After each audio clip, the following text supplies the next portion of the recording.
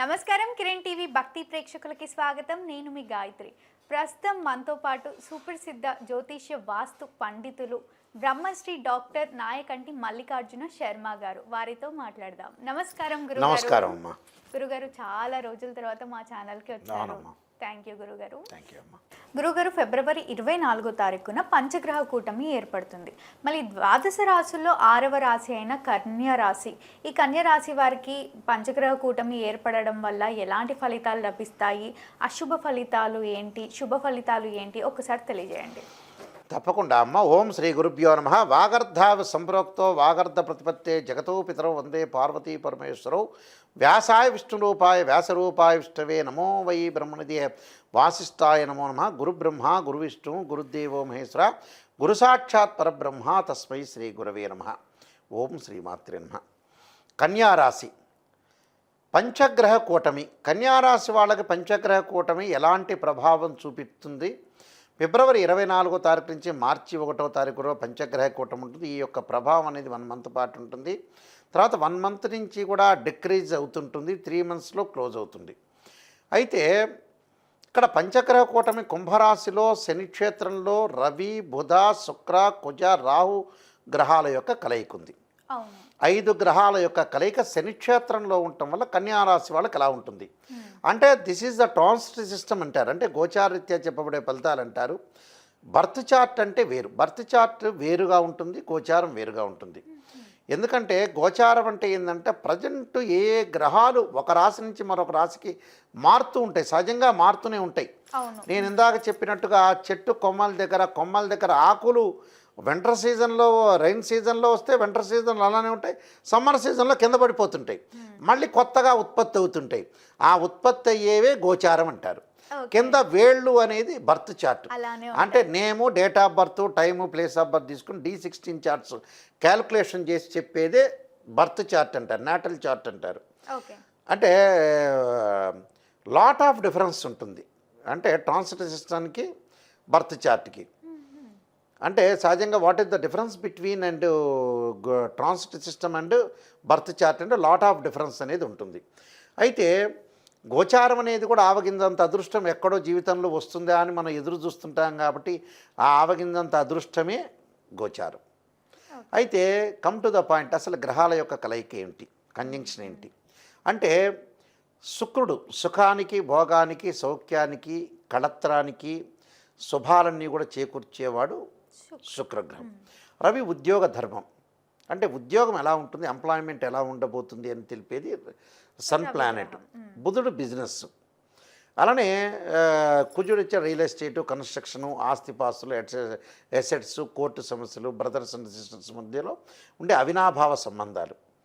రాహు వచ్చేటప్పటికల్లా కొన్ని సందర్భాల్లో ఆదాయ మార్గము, విదేశాలకు వెళ్ళటం ఒకటి, రకరకాల విషయాలను తెలిపేది కూడా రాహు. అయితే ఈ గ్రహాల్లో ప్రధానంగా ఏమిటంటే కన్యారాశి వాళ్ళకి 80% బాగుందని చెప్పుకోవచ్చు. ఈ పంచగ్రహ కూటమిలో మేషరాశి వాళ్ళకి 90 మార్క్స్ అవుట్ ఆఫ్ 100 ఇస్తే కన్యారాశి వాళ్ళకి 80% అవుట్ ఆఫ్ 100. 100 మార్కులు ఎగ్జామినేషన్ పేపర్లో 80 మార్కులు ఇచ్చాం మనం. అలానే మేషరాశి వాళ్ళకి వచ్చి 90 మార్కులు ఇచ్చేసాం. అయితే ఎందుకు కారణం, వాట్ ఈస్ ద రీజన్ అంటే సహజంగా 6వ స్థానంలో కుజుడు మంచివాడు, 6వ స్థానం రవి మంచివాడు, 6వ స్థానంలో బుధుడు మంచివాడు. అంటే ఎక్కువ గ్రహాలు బాగున్నాయి. ఒక్క శుక్రుడు మినహా చాలా మహాగ్రహాలు అంటే కుజుడు మంచివాడు, బుధుడు మంచివాడు, రవి మంచివాడు, రాహు మంచివాడు. 4 గ్రహాలు 5 గ్రహాల్లో అవుట్ ఆఫ్ అంటే 4 గ్రహాలు అనేవి మంచి, 4 గ్రహాలు చాలా బాగున్నాయి. ఈ 4 గ్రహాల యొక్క ప్రయోజనం ఏంది, ఎలాంటి ప్రయోజనాలు కలుగుతాయంటే 6వ స్థానంలో కుజుడు ఉండటం వల్ల రియల్ ఎస్టేట్ రంగంలో అనుకూలంగా ఉంటుంది. అంటే ఇళ్ళు కొనుగోలు చేయటం, భూములు కొనుగోలు చేయటం, గతంలో ఏదైతే ఇల్లు కట్టుకోవాలనుకునే వ్యక్తులందరికీ కూడా లాభం కలుగుతుంది. అంటే ఫార్మర్స్ కానీ రైతులకు కానీ మంచి పంట రావటం ఒకటి, పిత్రార్జితం బాగా కలిసి రావటం, అంటే అన్నదమ్ముల మధ్యలో ఏదైతే తల్లిదండ్రుల యొక్క ఆస్తి అనేది సంక్రమణ చేయటం ఒకటి, అలానే అన్నదమ్ముల మధ్యలో డిస్ప్యూట్స్ లేకుండా ఉండటం ఒకటి, అన్నదమ్ములతో మంచిగా సఖ్యతతో ఉండే అవకాశాలు ఎక్కువ ఉంటాం. అలానే మెడికల్ కంపెనీ వాళ్ళకి కానీ, అలానే అడ్వకేట్స్ కానీ ప్రమోషన్లో రావటం ఒకటి, జడ్జెస్కి వాళ్ళ యొక్క లైఫ్లో వాళ్ళు చెప్పే ఏదైతే తీర్పుల్లో సంతృప్తికరంగా ఉండటం, సాటిస్ఫాక్షన్ ఉండటం ఒకటి. అలానే పబ్లిక్ ప్రాసిక్యూటర్ కానీ, మెడికల్ వాళ్ళకి కానీ, డాక్టర్స్ కానీ, రియల్ ఎస్టేట్ వాళ్ళకి కానీ, మెకానికల్ ఇంజనీర్స్ కూడా తెలిపేది కూడా కుజుడే.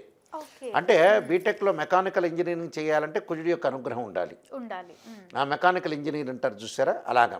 అలా కుజుడి యొక్క అనుగ్రహం వల్ల మెకానికల్గా అనుకూలంగా ఉండటం ఒకటి. అలానే చిన్న చిన్న మేస్త్రీలు ఉంటారు, గోడలు కట్టే వాళ్ళకు కూడా అనుకూలంగా ఉండటం. మెడికల్ కంపెనీ వాళ్ళకి ల్యాబొరేటరీస్ ఉంటాయి చూసా, విజయ డయాగ్నోస్టిక్స్ ల్యాబొరేటరీస్, వీళ్ళందరికీ కూడా అనుకూలంగా ఉంటుందని అర్థం. అంటే మెడికల్ ఫీల్డ్లో అనుకూలంగా ఉంటుంది, మిగతా ఫీల్డ్లో కూడా కుజగ్రహం వల్ల అనుకూలంగా ఉంటుంది. డబ్బులు వచ్చే అవకాశాలు బాగా ఎక్కువ ఉంటాయి. ఫైనాన్షియల్ పరంగా డెవలప్మెంట్ చెందే అవకాశం ఖచ్చితంగా ఉంటుంది. ఆకస్మికంగా ధనలాభం కలుగుతుంది. రుణాలు వసూలు చేసుకుంటారు.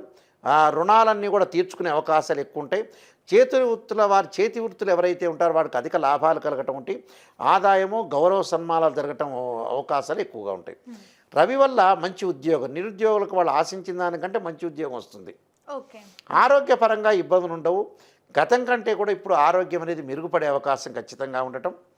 దీర్ఘకాలిక వ్యాధులు ఉన్నవాళ్ళు కూడా, అలానే వాహన ప్రాప్తి కలిగే అవకాశాలు ఉండటం. బుధుడు వల్ల వ్యాపార విస్తరణ జరిగే అవకాశాలు ఎక్కువ ఉంటాయి. బుద్ధిబలం పెరుగుతుంది.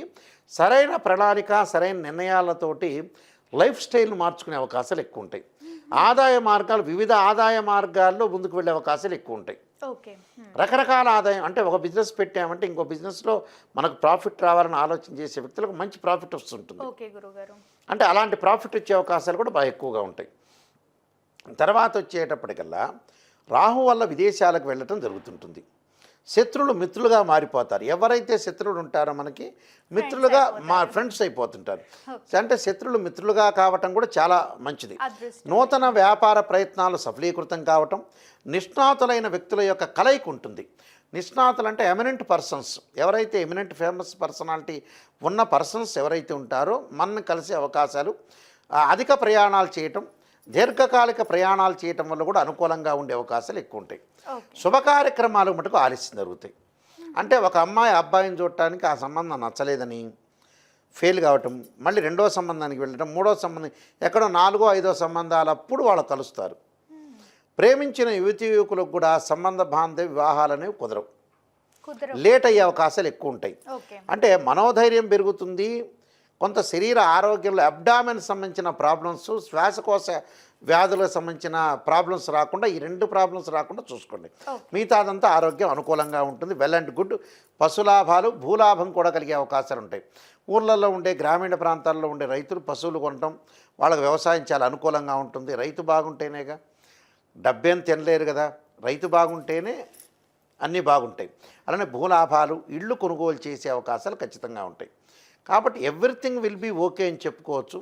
కేవలం శుభ కార్యక్రమాలు, వాహనాలు కొనలేకపోవటం, సుఖం లేకపోవటం, మానసికంగా ప్రశాంతత లేకపోవటం, 20% మాత్రమే బాగలేదు, కానీ 80% అంతా బాగుంది. వెల్ అండ్ గుడ్ అని చెప్పుకోవచ్చు. కొన్ని పరిహారాలు చేసుకుంటే ముందుకు వెళ్ళిపోయే అవకాశాలు ఖచ్చితంగా ఉంటాయి. ఈ 3 నెలలు కూడా వాళ్ళు అనుకున్నట్టు, వాళ్ళకి తగినట్టు ఉండాలి అని అంటే ఏదైనా పరిహారం ఉంటుందా? తప్పకుండా అమ్మవారి యొక్క ఆరాధన చేయాలి. అమ్మవారి యొక్క మహాకాళి, మహాలక్ష్మి, మహాసరస్వతి అంటారు.